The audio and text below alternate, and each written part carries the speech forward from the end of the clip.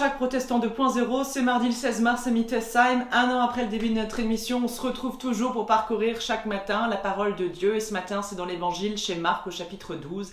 Quelques versets qui nous parlent d'une veuve, du don, de la générosité et du fait de pouvoir donner tout ce que nous avons simplement gratuitement.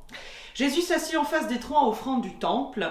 Il regardait comment les gens y déposaient de l'argent. De nombreux riches donnaient beaucoup d'argent et une veuve, pauvre, arriva et mit 2 petites pièces de cuivre d'une valeur de quelques centimes. Alors Jésus appela ses disciples et leur dit « Je vous le déclare, c'est la vérité. Cette veuve pauvre a mis dans le tronc plus que tous les autres, car tous les autres ont donné de l'argent dont ils n'avaient pas besoin, mais elle, dans sa pauvreté, a offert tout ce qu'elle possédait, tout ce dont elle avait besoin pour vivre. » Voilà donc Jésus nous apprend quelque chose de très simple. Les plus pauvres qui sont souvent les plus généreux également et les premiers à savoir partager. Pour lui, le don ne s'évalue pas à la mesure de la somme versée, mais à la mesure de la générosité et de la joie qui est donnée dans ce versement. Chacun de nous est invité donc à participer et à donner de tout son cœur, simplement avec joie. Et c'est cette joie-là que nous pouvons aussi essayer de trouver en cheminant sur ce chemin de carême cette année.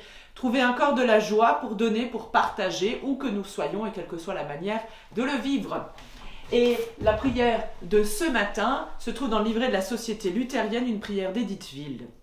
Dans le vacarme des jours, le tumulte qui dévore nos vies et le vagabondage de nos existences, tu nous accordes, Seigneur, le temps de la pause et tu nous apprends à peser la densité de chaque instant.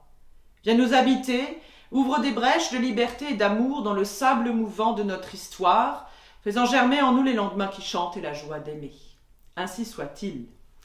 Je vous souhaite une très belle journée dans la paix du Seigneur. On se donne rendez-vous demain matin pour la prière du petit-déj et dimanche en vidéo avec une méditation proposée par un collègue de notre union d'église. Portez-vous bien. À plus.